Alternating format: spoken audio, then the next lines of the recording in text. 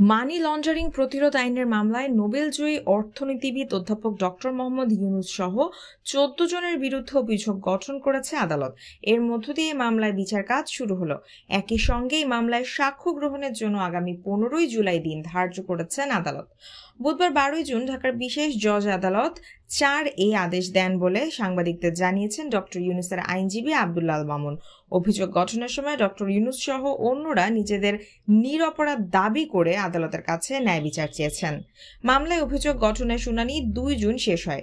সেদিন আদালত অভিযোগ গঠনের বিষয়ে আদেশের জন্য ১২ জুন তারিখ রেখেছিলেন। গ্রামীণ টেলিকমের কর্মীদের লভ্যাংশের ২৫ কোটি ২২ লাখ টাকা আত্মসাতের অভিযোগ করা এই মামলায় গত ১ ফেব্রুয়ারি ডক্টর ইউনুস সহ ১৪ জনের বিরুদ্ধে আদালতে অভিযোগপত্র দেয় দুর্নীতি দমন কমিশন।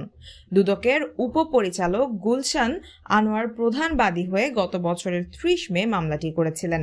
তদন্ত প্রতিবেদনে বলা হয়েছিল আসামিরা ২৫ কোটি ২২ লাখ টাকা আত্মসাৎ করেছেন। অবৈধভাবে অর্থ স্থানান্তর করা হয়েছে, যা মানি লন্ডারিং প্রতিরোধ আইনের আওতায় পড়ে।